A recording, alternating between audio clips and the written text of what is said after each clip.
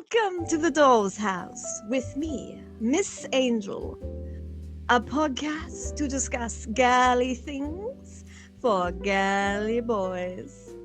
I hope you can relax and unwind as my voice takes you on a journey from fashion to flowers. Grab a cup of something warm and let's cuddle up. If you feel sleepy, I'm right here. And may your thoughts and dreams be as femme as can be. So, today we're doing something different. A while back, I asked people if they required any advice with their cross-dressing problems or any other personal problems. Melissa spoke on a previous episode and we talked about panties. So if you haven't listened to that, you have to go listen to it after this. Isn't that right, Melissa? Oh, 100%. It's a great time and it's a fun listen. Please. And you'll find out the story behind Melissa and her knickers nicking. Oh God. Maybe don't watch it because it's very embarrassing for me. But do go and watch it. It's a fun podcast. So request number 1. Timmy, 36, a male from Romania. And here's his dilemma. One of my problems would be related to virginity. I don't know what to do. Sometimes I think I should get rid of it, and sometimes I think I should keep it. The idea of a virgin in chastity forever is very kinky, and a bit of a fetish of mine. So, what do you think, Melissa? Honestly, my advice would be I'd say just don't think about it too much and put yourself out there more. If it's constantly on your mind, it's definitely going to I think it'll definitely stop you from doing what you really want to do. You might come on a bit too strongly with people that you've just met as well, because maybe you're just not used to dating, I suppose, right? Right. Yeah, and especially when you meet people, they're gonna probably want to be intimate with you. You know, like if you're dating somebody or you're going out on dates. I would say if it stays, that's fine. You know, there's nothing wrong with that, but. I wouldn't put too much thought about it. I think you're thinking about it too much, to be honest. I would suggest maybe if it really is bothering him that much, it's always easiest to remove a plaster when you pull it off quickly, right? Yeah. You always think it's going to be this you're really nervous about doing it, but once it's done, it's done. Mm-hmm. So I would maybe recommend just trying to get rid of it in a very legal and safe way. So you're European, so I would recommend maybe going to somewhere like Amsterdam for a weekend and just having some fun. And once that's done, it might become less of a big deal for you, less of a fetish, because although it's okay, everyone has different tastes for different things they want. If you were completely happy with it just remaining as a kind of fetish, you wouldn't have brought this up, right? I agree with you right there. Yes. So I think part of him does want to get rid of his virginity. Yeah, and I think it's just, being in this like category, being a sissy or whatever you may be, you get kind of hung up on that because you feel like you shouldn't be using your male appendage. And I would say that it's not such a big thing for men. People are more interested in the sexual history of a woman, usually. Nobody's really too fussed about a man who saves himself for marriage. That's so true. It's funny, you don't even think about that until somebody brings it up, like you just did. Now I'm thinking about it, I'm like, that's spot on. But I think the only thing about the being a virgin, and I think that it might be off-putting for some people, because usually someone's first relationship, right? And if you're a virgin, you probably haven't dated anyone ever. Someone's first relationship is usually quite intense. And women of his age group, so he's 36, a lot of women will have had a few previous relationships. Yeah. So there's a uneven playing field, if that makes sense. Yeah, it does. That's exactly what's happening, and it's only going to get worse. It's only going to get, the gap is only going to get bigger. Yeah. And I think approaching women and just instantly telling them straight off on the first date, oh, I'm a virgin, might put off some people, not because, you know, they don't like virgins, but because it suggests, oh, why hasn't he dated before? He's 36. It can make them just weary of you. Yeah. But yes, my advice would be to just go to Amsterdam, get rid of it, and enjoy the rest of your life as a non-virgin. I agree with that, especially, you know, having somebody like you just said, going to Amsterdam, it would be a lot calmer for you. You know what I mean? You're not going to be as nervous, especially, you know. Exactly, because you're with someone who's a professional, who's very experienced. They're not going to judge you because you're they're not going to judge. It's what they do. And it's legal and safe, and everybody does it. Many people go to Amsterdam for exactly that reason. Nobody's going to care. You know? I think that's a great idea. Now I want to go. I'll take you there one day. Oh, that's awesome. We'll go to one of the go-go bars. Yes. And I'll be the dancer. I'm sure you would be. Oh. All right. Moving on to our next request. This one's from Ivy, 52. They're from England. So, there is something I'd like your advice on, if you feel you could help. I'm anxious about how to find that balance of male to female transformation with a casual play partner I'm looking to meet up with. Inside, I'm longing to feel what it's like for her to help me transform into a girl again and let my feminine energy and submissive nature out and show how much I enjoy serving her too in this way.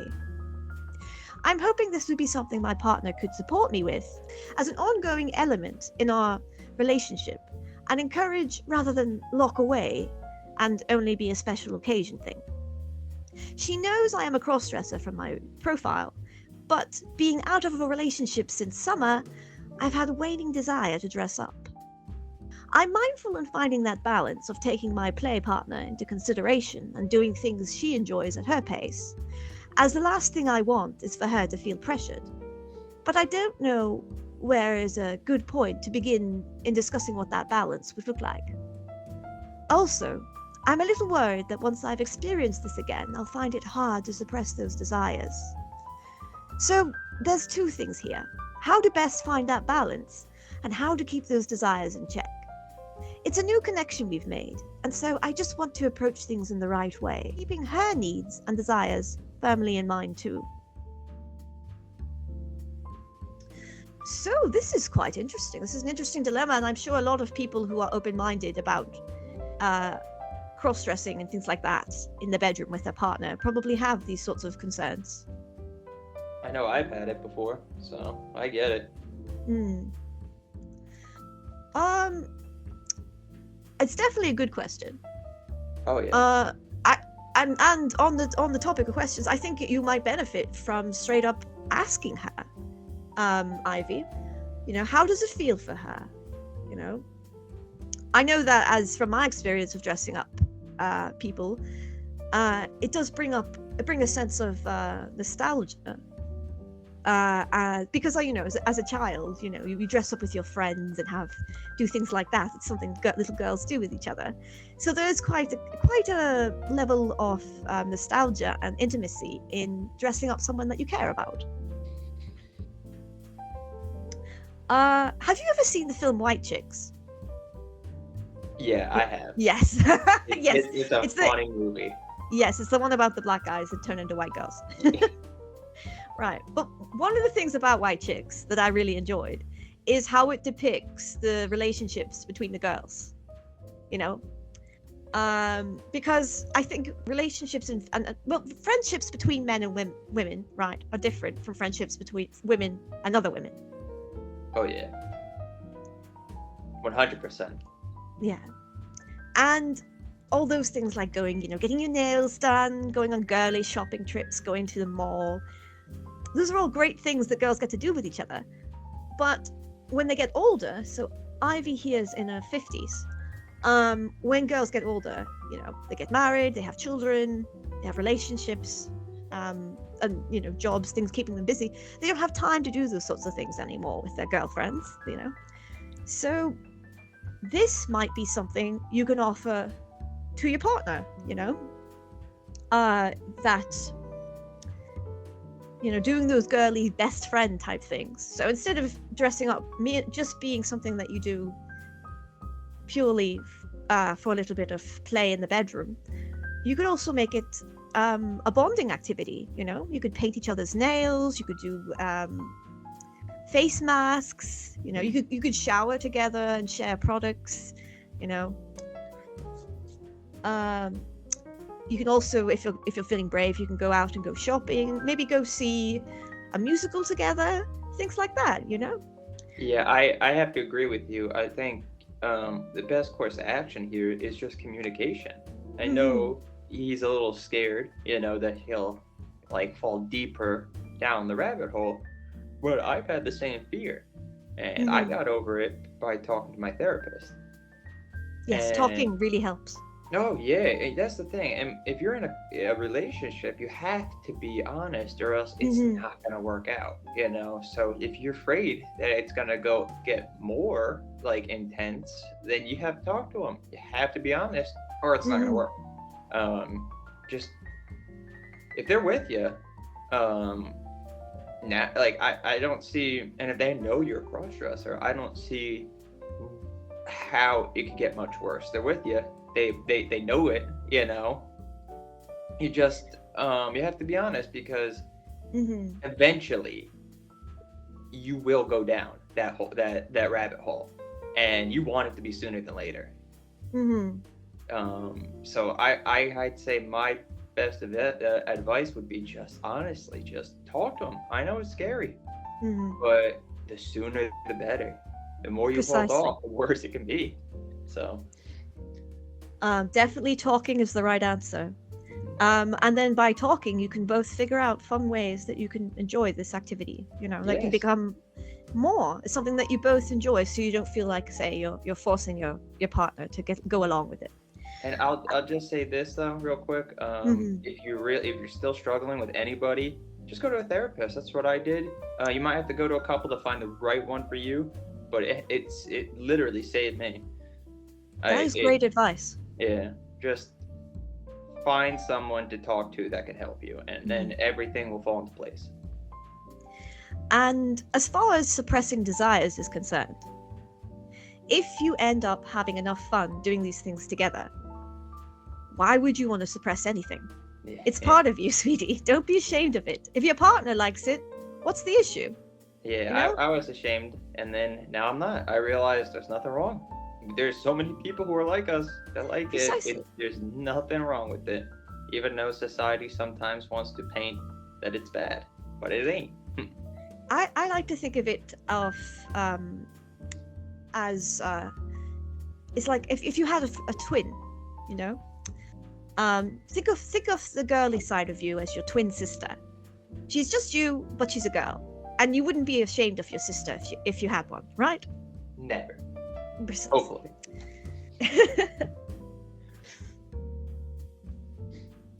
And if you don't have a sister, I'll adopt you and you can be my sister. I already have one. I can do with some more. Looks like I'm your sister now. That sounds good. Oh yes, you just have brothers, don't you, Melissa? Yeah. Oh, that's no fun. Yes. Yeah, no, I'll adopt you as my sister then as well. I love it. Sadly, no makeup parties growing up for me. Oh. I don't know. We'll have to change that. I'll give you a makeover. I love it. All right. Now this is one from a YouTube, one of my YouTube comments. Username SMJR9329. So this is quite a different one. So it's just someone who watches my channel and just wanted some general advice. So question 1, any tips for concentration or motivation?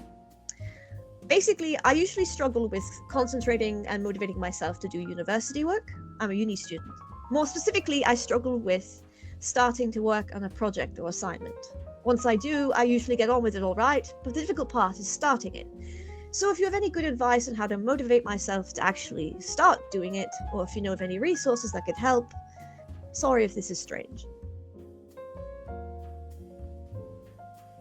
Not strange at all, in my opinion. And honestly, this can be applied to everybody has times when they procrastinate, whether it's at school or the workplace or just in personal life. Yeah, this is 100% me. So I get this. It's so hard to start things. I like to think of it. I like to think of using rewards, like you would with pet if you're wanting to train a dog, right?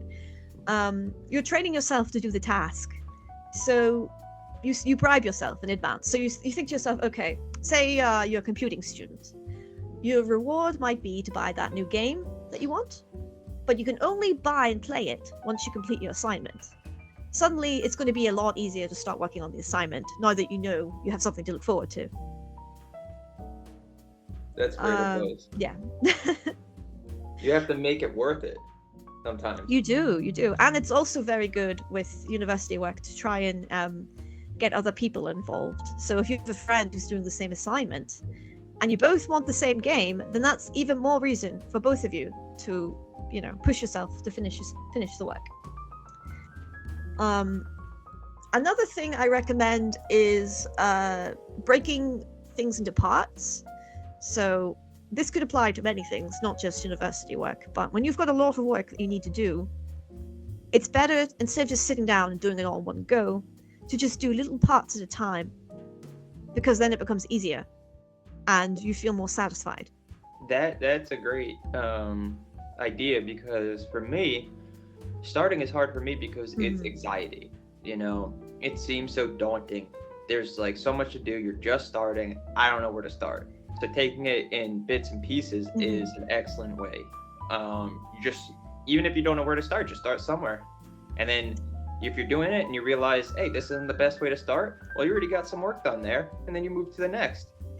It's like cleaning your room. It seems like a big hassle to start with, but if you just take a couple of boxes and you do a little bit at a time, you'll be finished before you know it. It'll get done. It will get done. And it's okay to take breaks and to take longer to do it, because you'll be more likely to do it. You won't put it off. And give yourself time. Yes, so you time. Can take breaks, so you don't feel overwhelmed, because that's the biggest thing. I feel like a lot of times that is linked to anxiety or just some kind of, anxiety, and that gets overwhelming. Sometimes you can't even think what to do. So just give yourself time and start, with just anything. Start small and just work from there. So using the essay example again, I would take your essay, your assignment, and break it into parts and say only tackle a couple of points or paragraphs at a time. Like every day, okay, I'm going to write one paragraph today, and then come back the next day and write another. It actually will become way easier to finish your essay that way, and you'll get little serotonin reward bursts every time you do it. Instead of getting it all at the end, every time you do your paragraph, you'll be like, oh, that's great, that's me done for today. And it'll be much faster. And then you're thinking about it more, and then you realize that, like, when you go to sit down, you were thinking about what you just wrote, you're thinking about the next part, you do it faster. Yes, that's a trick. Yes. So if you start writing a sentence and you don't finish that sentence, subconsciously your subconscious is ticking over in the background, and when you come back the next day to finish the sentence, you have already thought of what you want to write next. It'll just all be there. It's genius. So hopefully some of these things have helped, and maybe helped people in general when they're dealing with procrastination, as we all do from time to time. Trust me, everybody does it. Not one person doesn't deal with procrastination.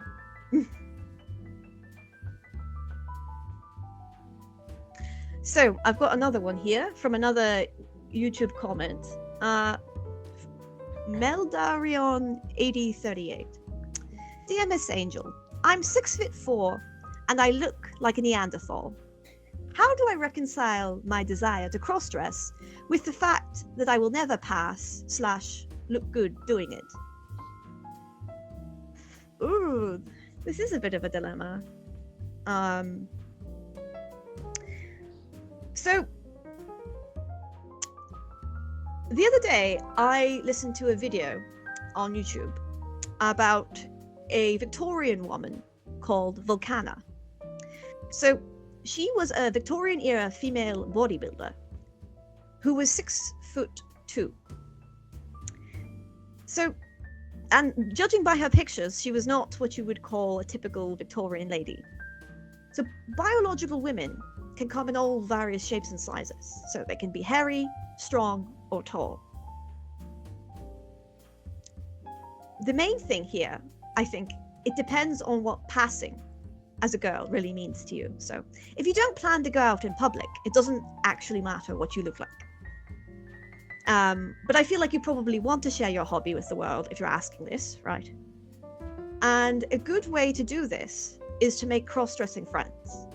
You can give support and advice to each other, and when it comes to actually going out, you can go out together in a group, which will give you both advice.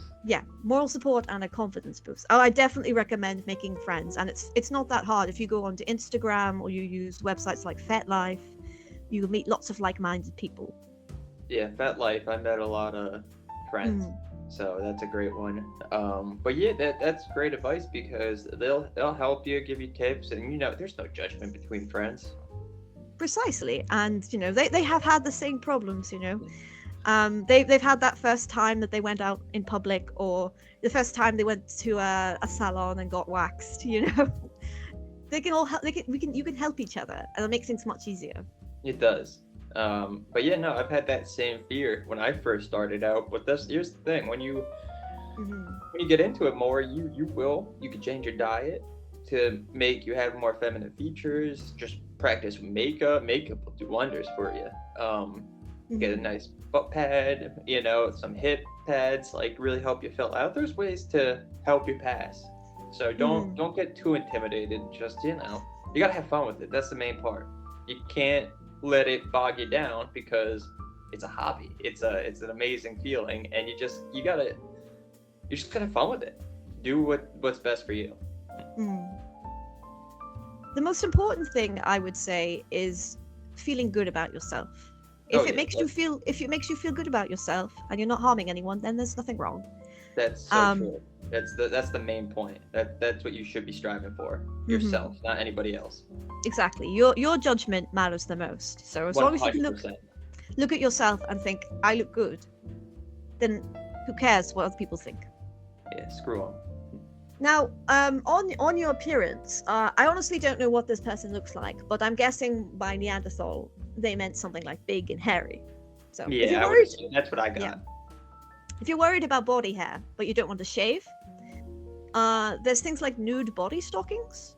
You can get them on Amazon. So they cover up basically your arms and your legs, and that'll really help or minimize the hair. You can also bleach hairs so they look blonde, and you won't see them as easily on photos. And there's also 100 denier skin-colored tights that you can use on your legs to hide your hairs. Yeah, I use this skin tight to hide my hair, and it works. Especially if you have your clothes on, nobody's paying attention to your skin, and if that's real or not, it works. So. And honestly, a lot of girls wear things like cardigans and jackets, so you can cover your arm hair really easily as well. Because if you just wear a cardigan, no one's going to know. You'll just look like any other girl in public. And I'll say this, winter is a great time to shave your legs. You're wearing long pants all the time. Nobody will know. True. And it does feel really nice. It does. It does. Oh my God. Do your laundry. Like, do your sheets. I mean, for your bed. Shave your legs. And wear stockings that day. And then when you go to sleep, you're just going to be in absolute heaven. Oh, yes, definitely. And moisturize after you shave. That's something I have to start doing. You need to, Melissa! You don't moisturize after you shave? I'm Your skin must be maybe- so dry. No, not my skin. Moisturize. Yes, It's ma'am. it's essential. Essential. Okay, I'll do better. I promise. Okay. I'll forgive you for now. Thank you. Another thing is some men can't help. They can shave and then the stubble's back by the end of the day. And the best way to hide stubble is to just get a good foundation that matches your skin tone. And most people won't be able to tell unless they're, very, very close up. And by that I shave mean every morning. making out with you. Yeah. And Yes, just do a good shave. shave in the morning too. Mm-hmm. If you keep it short, it won't be hard. Just a nice little shave, you're good to go. That's what I gotta do. Precisely. Ain't no shame in the game. A good wig can help if, for example, you don't have any hair. And my advice for that is either buy a wig in person so you can see what it looks like under natural lighting, or only ever order wigs with photo reviews, because you can get some really good wigs for good prices nowadays, but it's really easy to get like a bad cosplay wig that looks really fake and shiny, and people will more likely stare at you because of the bad wig than the fact you're a man wearing women's clothing. with an obviously fake wig. Yes. And so if you're worried about that, also stick to natural hair colors, because they're usually less likely to stand out in public. Yeah, my pink wig definitely makes me nervous to go out in public for the first time. We'll stick you in a blonde wig for the first time, then you can wear pink the next time. All right, sounds like a deal. But yes, basically in the end, the effort you put into your appearance is really what matters most when it comes to feeling good about yourself. And there are plenty of women who don't put half as much effort in as you lovely people. I saw someone getting groceries the other day in the supermarket in her PJs, wearing a messy bun and no makeup. So was she worried about looking pretty? No. Not at all. So if she can go out like she's just stumbled out of bed, then why can't you go out all dolled up? I'm sure you'll look fine. And nobody cares anymore. You get a couple people, but then, it's honestly nobody cares. We got such bigger things to deal with nowadays. That's the lie. Precisely. That's like, nobody cares. So funny. All right. I think this is the last request I have. Okay. And this is from someone that both me and Melissa and I have talked to before, and has appeared in a previous podcast episode. So this is a request by Lily, from Wales. Lee has her age is 38, but I actually know Lily's 40. Okay, so might have a question. I know, right? Girls always lie about their age. Yeah, it's inevitable. I always tell people I'm 500, but actually I'm 520. That's funny. All right. So here's Lily's request. I've been exploring my FetLife side online to find out more about myself and find like-minded people. After exploring Sissy and feminization, I've come to realize that I enjoy cross-dressing and roleplay to create content for social media. I never thought it would go this far, but it's somehow come to the point where I'm about to get feminized by a female for real, where I'm to be given a full makeover, dressed up, and taken out in public as a girl. I'm excited about the feminizing part, but I am nervous about going cross-dressed in public due to potentially being judged or harassed by others. What advice would you give to a cross-dresser going out in public for the first time? So, context for this. I've already met Lily and we've already done this. So I got these questions. I went asked for these questions a while back. It took a while for me to do this. But I did give Lily some advice at the time, and I think it might be relevant to most people. My advice would be to remember this. People have busy lives. They're like goldfishes. Their memories are short, especially in public. You might feel the sting of embarrassment from a mean comment or a glance. for hours or days afterwards, but they'll forget as soon as you leave their side. So don't give them the power over you to ruin your day. They don't deserve it.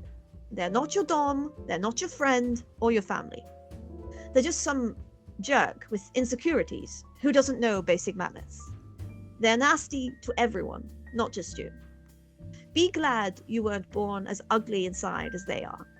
At least you can use makeup to cover up your flaws. Chances are people won't say anything, especially if you're careful about where you go and if you're with someone.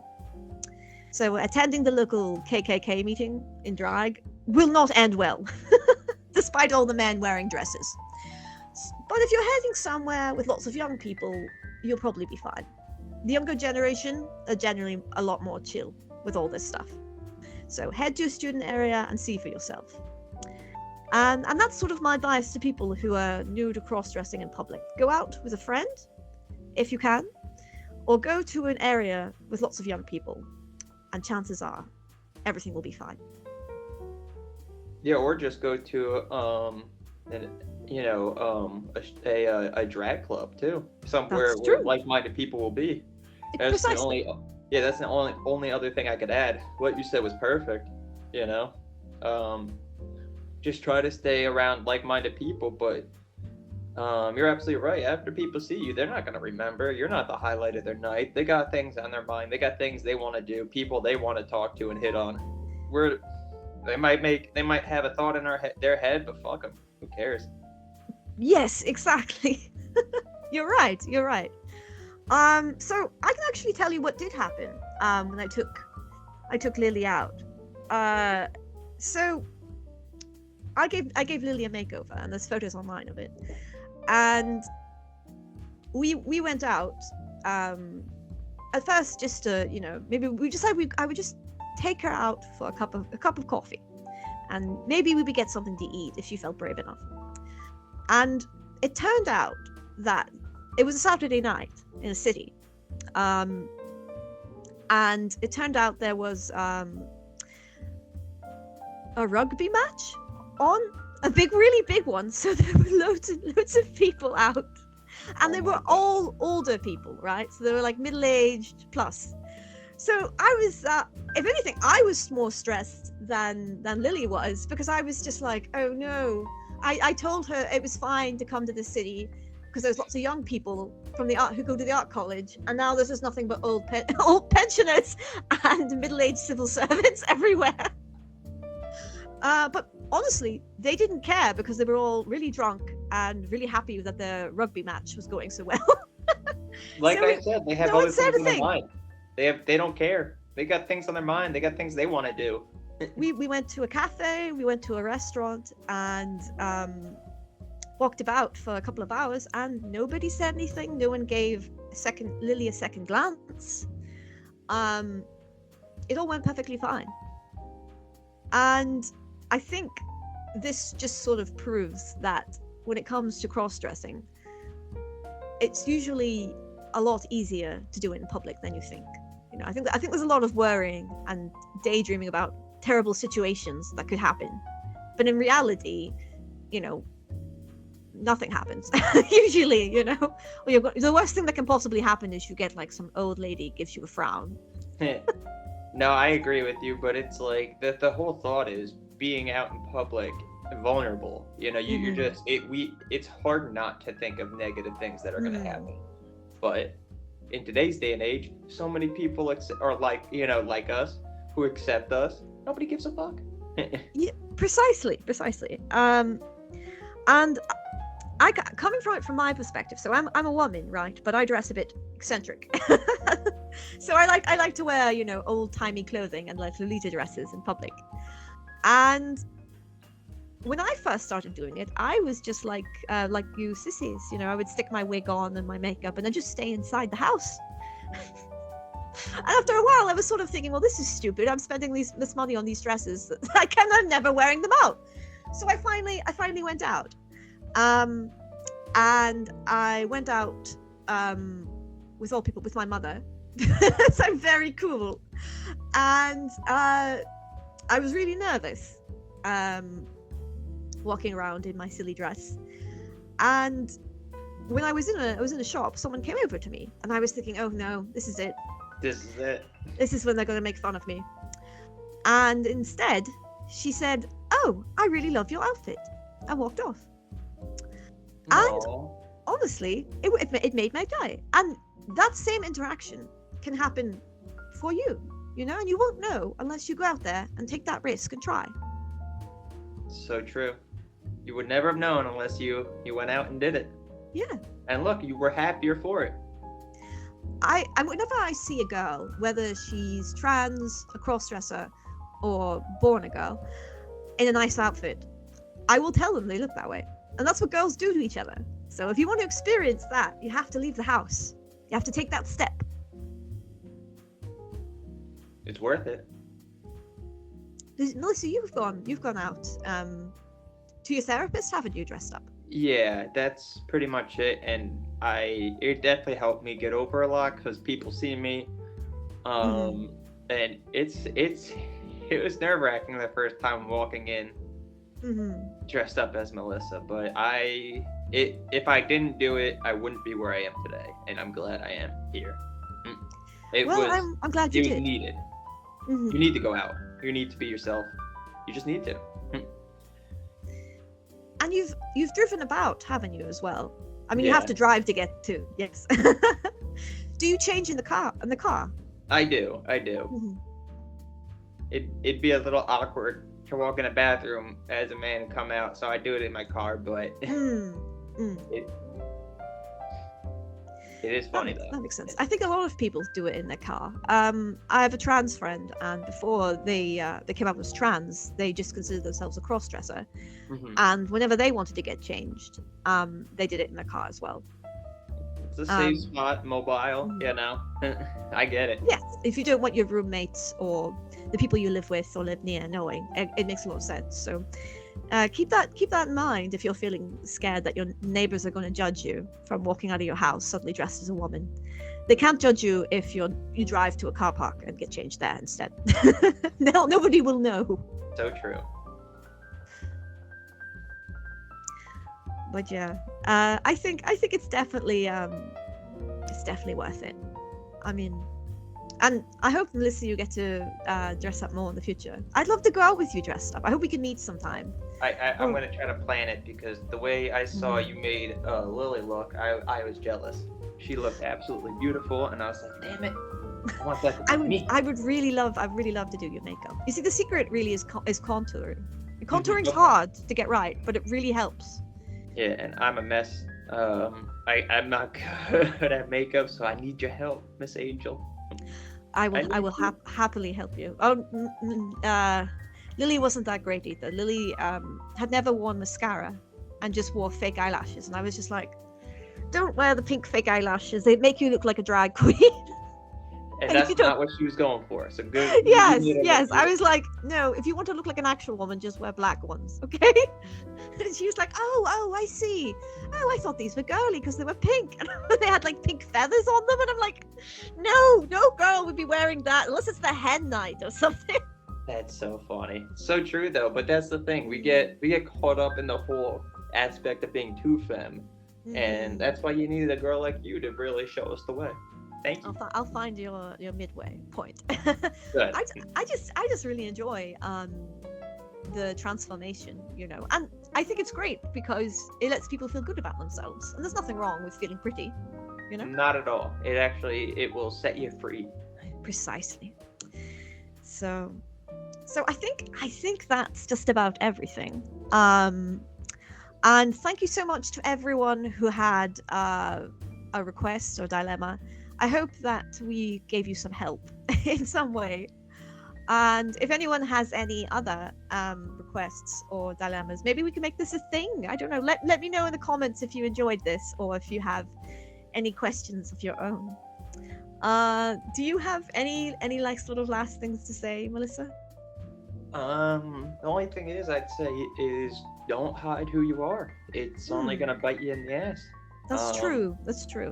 Just be who you are, and you gotta accept it. It took me a while, but I know who I am now, and I'm better off for it. So stop hiding, be who you are, Exactly. and enjoy life. So I think I explained this. We explained this previously. Melissa is from America, and I'm based in the UK. So it's quite a different place, you know. But I would say that a lot of America would probably be fairly tolerant, wouldn't you say, to people cross-dressing in public? Yeah, it's kind of the same anywhere you go. It's like it all depends on where you are, but for the most part, people don't care. You know, especially young people. I think Yeah, that applies to everywhere on the planet. Young people don't care as much about traditional values and traditional things. You know. I know we touched base with it in the last podcast I was in about the panties. We kind of touched base about it, but the younger the crowd, we're kind of just getting rid of all that negative thought, you know. We are very tolerant, and our kids are going to be even more, and then it's just going to keep getting more and more tolerant. So it's the time to be alive. That's true. That's true. Sissy. I think the news would sort of make you feel like, you know, scared that everybody hates cross-dressers or trans people, and you know that if you go out in the street dressed in the other gender's clothing, they're going to throw rocks at you and stone you to death. Not gonna happen. that's just scaremongering. Honestly, you know, I think that generally you'll be okay. Yes, I agree. Just stay out of the ghetto, just in general. Yeah, right. Just know where you are and be respectful. Know where you are. That's it. Be respectful. Be with friends if you can, because it's much more fun to dress with friends. And don't make enemies while you're dressed up in public. It's not gonna just be pleasant. Just don't make enemies in general, really. Yeah, right. You know what? That's don't be an asshole. Don't be an asshole. Hopefully it's not too hard. Right. But hey, people push your buttons. Just stay cool, calm, and fabulous. Yes. Especially the fabulous bit. That should be my catchphrase. Stay cool, calm, and fabulous. It should be. I'll put that on a t-shirt someday. I love it. Keep calm and wear dresses. That's the best. I love it. And my own dad, when he was a teenager, he told me a story when they went to Paris on a school trip with a high school. And on the trip, this would have been maybe in the 80s. The girls on the trip, from the school trip, took it upon themselves to give the boys makeovers. So they were wandering around Paris in drag. So wow. Yes. Why can't that happen to me? I know, right? You need to go back in time and go to European school. That would never happen in my school. People would have got made fun of. Really? Well, see, it's quite different, because when I was in secondary school, and there was a talent show. I think I've probably mentioned this before. And the boys in the talent show, there was always a couple of boys who went on stage in drag with the big balloons for breasts and wearing skimpy clothing. And they would do like a comedy skit, and that would be their talent. That's awesome. And they wouldn't be made fun of. They're usually the popular guys doing it too, you know? In my school, you would have got made fun of, and it would not have went well. It just shows how different it just depends where you've been living and, you know, your experiences. People have very different experiences, the same sorts of things. Exactly. Like I said, like, you know, it's very accepted now, but when I was a kid, it was, you know, viewed as weird, and they would think you were gay. It was just, you know, they didn't understand. So I would not be caught dead doing that as a kid, because I didn't want to get bullied. I totally understand. Right? I was like, I had to keep that under lock and key, but now I get to be a little more me.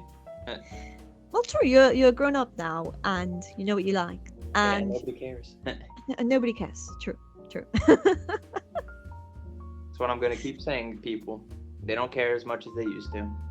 No, they really don't. And if they say anything funny, they're probably they're a horrible person, and chances are everybody hates them. Not just you. Everyone hates them. They're probably a Karen, you know.